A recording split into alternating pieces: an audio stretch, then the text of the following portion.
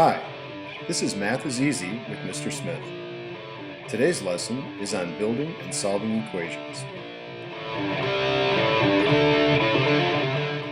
Eric and his friend Dwayne think it would be fun to throw water balloons at their friend Layla, so he invites her over to his house. Layla says, okay, but she is bringing friends. Layla arrives with her friends Patty and George. She sees all the balloons that Eric and Dwayne have and says, this isn't fair. Eric solves the problem. Each of your friends should make 2 balloons. Do you see how he solved the problem?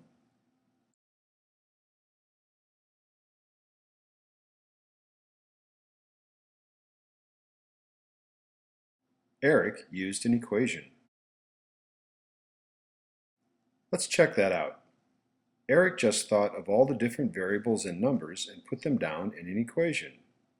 See, Patty, he didn't know anything. George, he wasn't sure. Layla had 5, Eric had 5, and Dwayne had 4.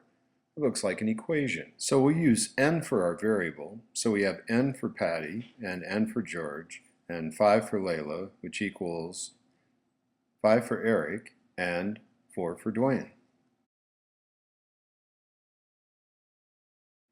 We can simplify this equation by combining some of the terms. The 2 n's add up to 2n and 5 for Layla, and Eric and Dwayne add up to 9.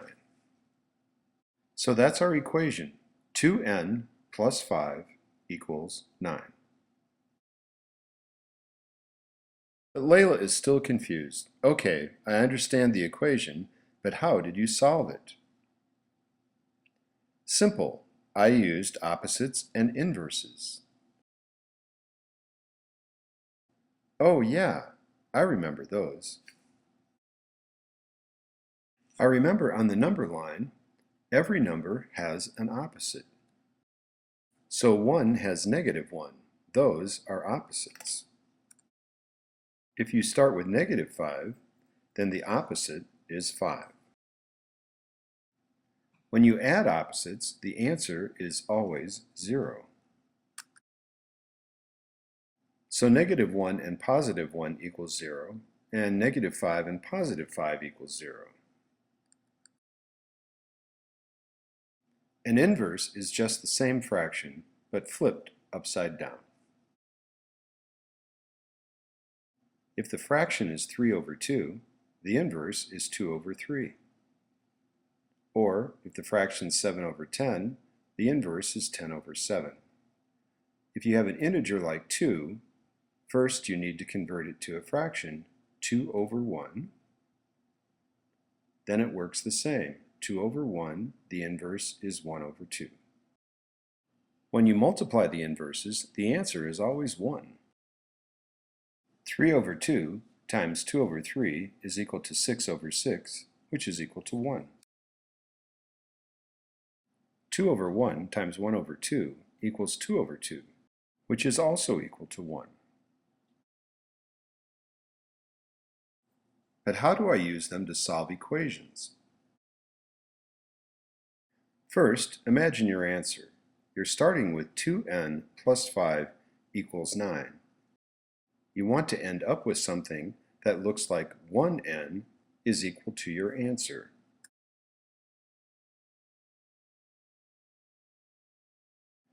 That means this side of the equation turns into this, and this side becomes your answer. 2 steps will make this change. Step 1, change 5 to 0. Step 2, change 2 to 1.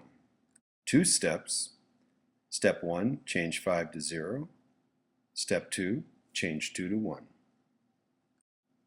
For step 1, we use the opposite. The opposite of +5 is -5. So we're going to subtract the 5 from one side, and that will give us the 0. The properties of equations tell us that what we do to one side, we must do to the other side. In this case, we'll need to subtract 5 from 9, which will give us 4. So now our equation looks like this. 2n equals 4. If you're good at mental math, you might want to use this method. Notice that I knew I was combining the opposites, which would give me a 0, so I put an x through the positive 5, and then subtracted 5 from the other side of the equation. Notice that we get the same result, 2n equals 4. I like this method a little better, but you use the method which works the best for you. Now we're ready for step 2. To change 2 to 1, multiply by the inverse of 2. The inverse of 2, or the fraction 2 over 1, is 1 over 2, or 1/2. So we're going to multiply 1/2 times 2, and because of our property of equality, we also need to multiply the 4 times 1/2. 1/2 times 2 is equal to 1, and 4 times 1/2 is equal to 2. Now the equation looks like this, and we have our answer. 1n equals 2. Here's another method for step 2 if you're good at mental math. I know the inverse is going to change the 2 to 1, so I simply put an x through that and then multiply the other side of the equation times 1/2. In either case, the equation looks like this. 1n equals 2, and your answer is n equals 2. I think I got it. Let me try another one. 3n subtract 4 is equal to 11. Step 1 will change the negative 4 to 0. Step 2 will change the 3 to 1. To change the negative 4 to 0, use the opposite. The opposite is positive 4. Notice that I used the same technique. I canceled out the negative 4 and added 4 to the right side of the equation. Now the equation looks like this. 3n equals 15. In step 2, we're going to change 3 to 1 by multiplying by the inverse. In this case, the inverse is 1 over 3.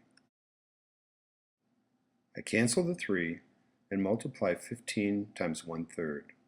That gives me an answer of 5. The equation looks like this.